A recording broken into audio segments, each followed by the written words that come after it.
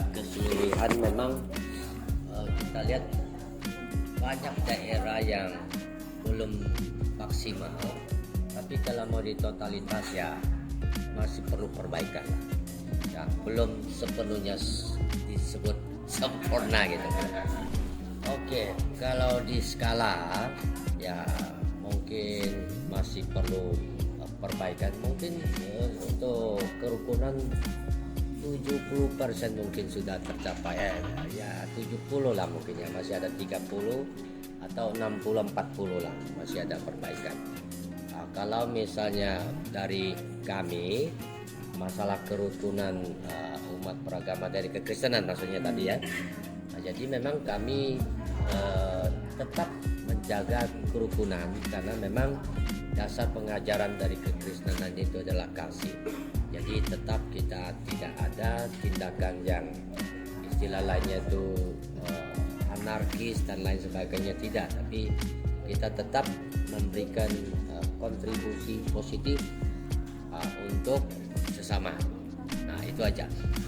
Nah, jadi kami melalui pengajaran baik di mimbar khotbah maupun persekutuan-persekutuan dalam jemaat, jadi kami mengajarkan tentang kasih Kristus, kebaikan Kristus, kasih Kristus ya untuk semua manusia.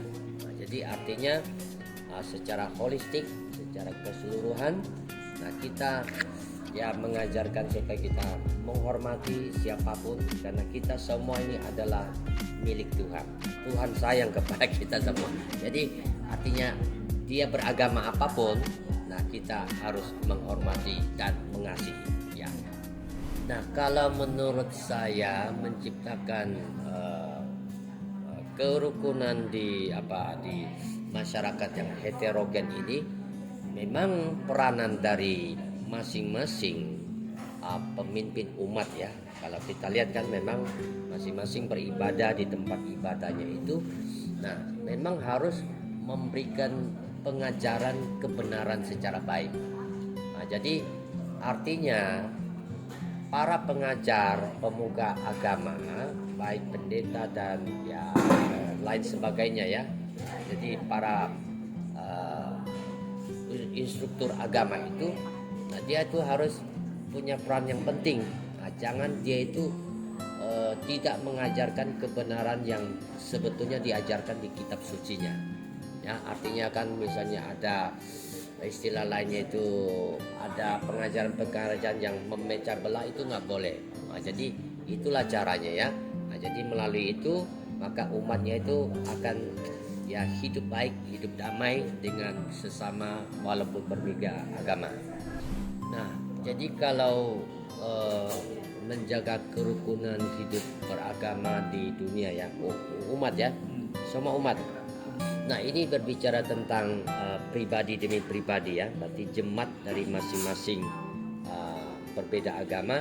Jadi artinya mereka itu harus bisa mengamalkan kebenaran yang diajarkan di dalam kitab suci itu.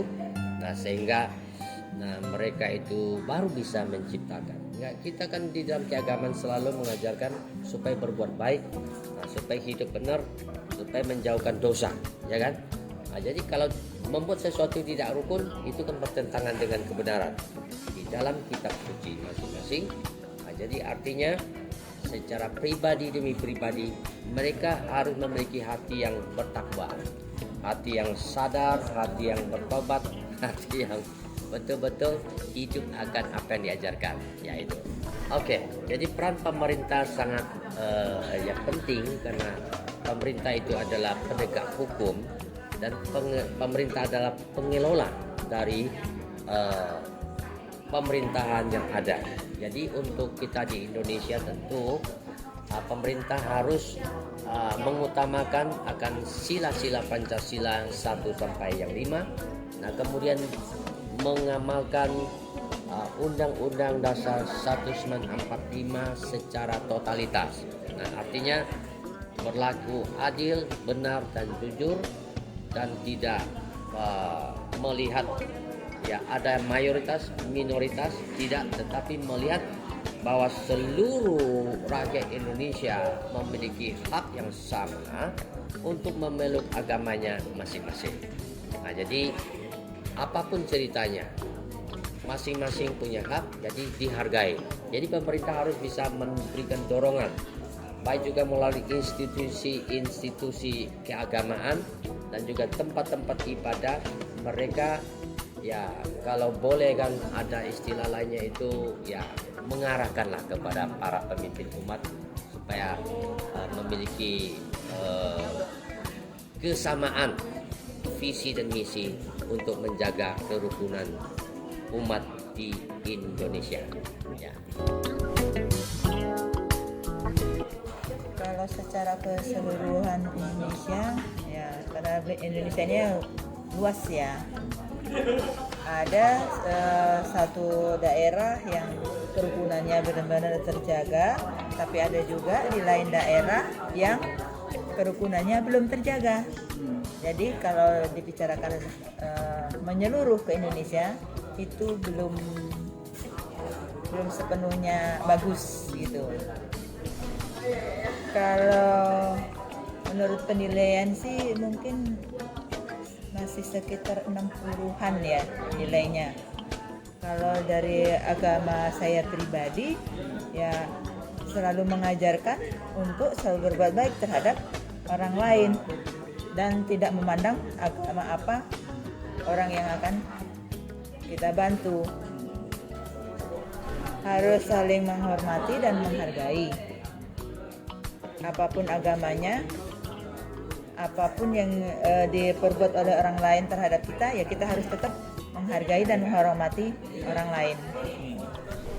Ya kita tidak perlu mengusik orang lain, tapi kita harus bisa membawa diri kita di masyarakat umum. Kita harus menghargai kebudayaan setempat dimanapun kita berada. Kita tidak perlu mengusik agama orang lain. Kita cukup menghormati dan menghargai ajaran agama orang lain. Apapun yang dilakukan oleh agama orang lain, ya kita harus saling mendukung. Agamamu, agamamu, agamaku, agamaku. Pemerintah seharusnya berlaku adil, baik terhadap agama A, agama B, agama C. Di Indonesia kita ada 6 agama.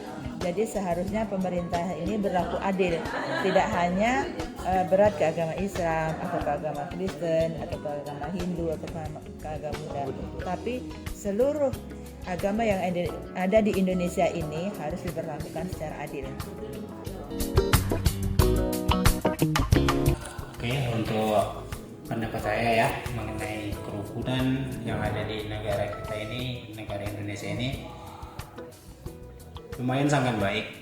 Ya, mengapa saya bilang sangat baik? Ya dikarenakan dengan adanya aturan yang diciptakan oleh kepala negara kita, ya, yang tidak memihak dalam satu agama. Jadi untuk agama kita ini cukup baik, tidak ada bentrok antara agama, ya. Ya kembali lagi dengan adanya aturan, sikap, ya, akidah yang selalu dijalankan dengan baik. Maka untuk kerukunan agama di Indonesia ini saya bisa ngasih nilai 75%. Mungkin 75 itu udah sangat baik penilaian saya, ya, dengan adanya kerukunan yang dilakukan oleh masyarakat Indonesia, terutama yang kita rasakan sendiri. Tidak ada namanya peperangan agama, tidak ada namanya peperangan suku, adat, ras, dan lain-lain. Kerukunan itu diajarkan di dalam agama Islam ya tersendiri, sangat berpengaruh di masyarakat. Ya, contoh kecil, agama Islam itu selalu mengajarkan bahwasanya akhlak lebih tinggi daripada ilmu. Ya, bukan berarti ilmu nggak berguna. Cuman agama Islam itu lebih berakhlak, karena kalau kita udah akhlak baik, maka dia berilmu. Ya, belum tentu dia berilmu tapi nggak berakhlak, itu masih kata jauh dari kata baik.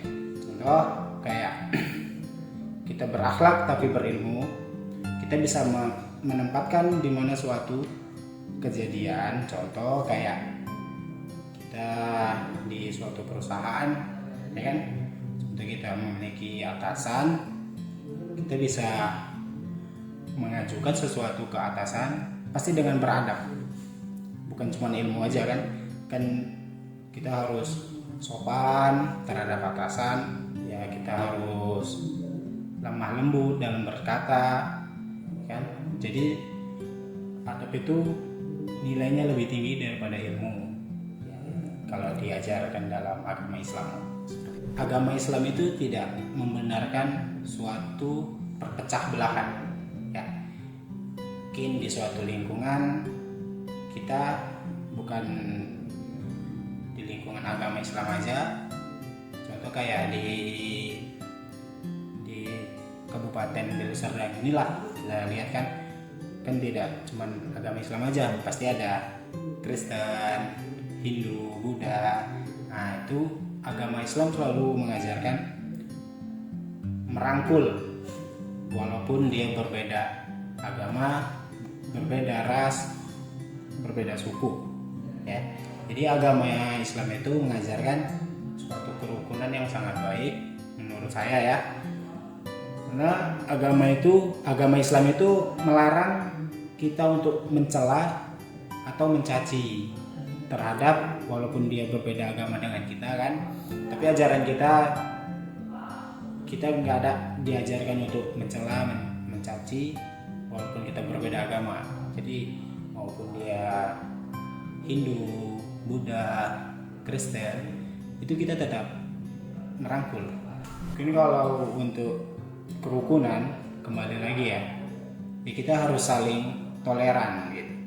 Toleran dalam arti ya tidak boleh mencela, karena perbuatan mencela itu bisa berdampak, satu, kita bakal dijauhi terhadap orang tersebut, dua, kita bakal dicap jelek gitu kan. Oh si kawan sombong seperti itu, gak usah ditemani seperti itu. Dengan gak usah ditemani seperti itu kan udah mencerminkan perpecah belahan dalam agama.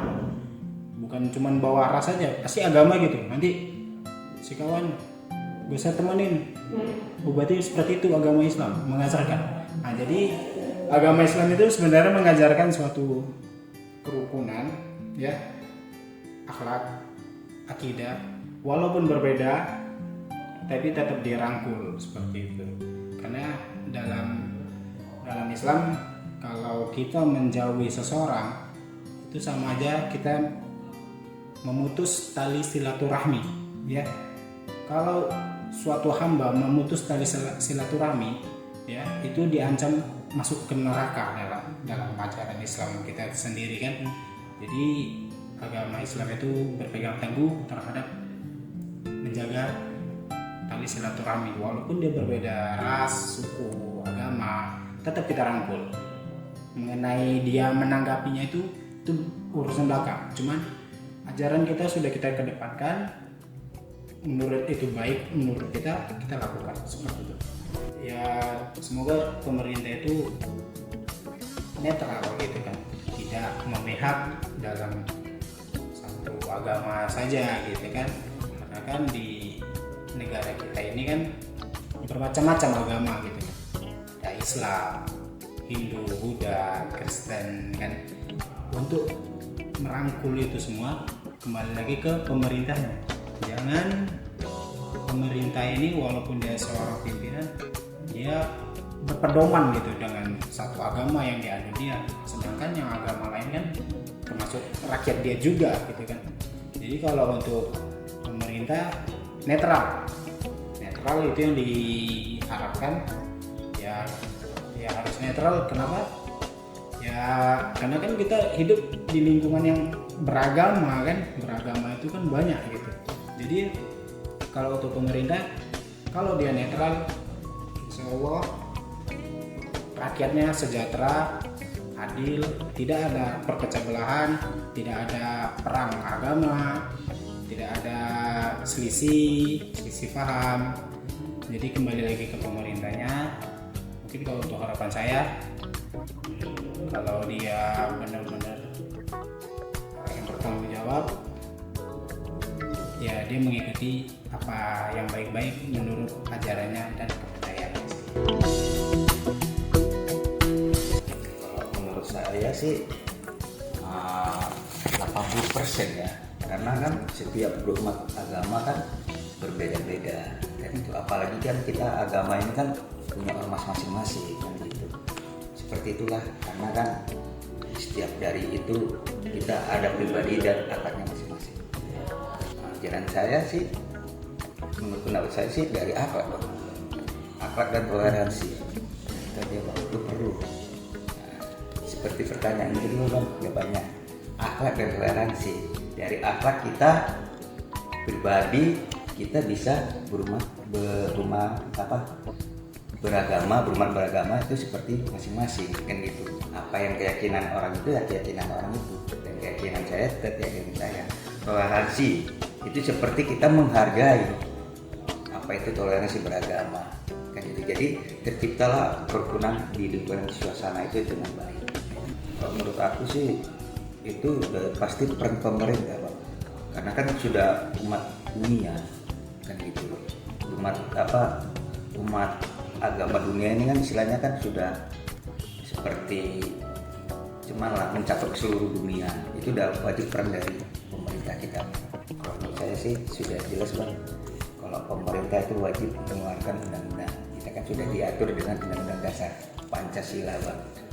Itu, Bang. Karena kan kita kan di Pancasila itu kan ada 1, ketuhanan yang Maha Esa, 2, keadilan sosial, 3, persatuan Indonesia, 4, kerakyatan yang dipimpin oleh hikmat kebijaksanaan dalam pemasyaratan, 5, keadilan sosial untuk seluruh Indonesia. Nah itu, Bang. Karena kan kita kan setiap beragama di khususnya kita ini ya, Bang, ya, di Indonesia ini pemerintah ini kan sudah diwajibkan, karena kan kita sudah dibentuk dengan Undang-Undang Dasar 1945 itu tentang Pancasila, Bang. Karena di situ kita terbentuklah sesuatu yang namanya umat beragama, umat beragama Muslim dan non Muslim. Toleransi pun juga perlu, Bang. Nah, itu dia.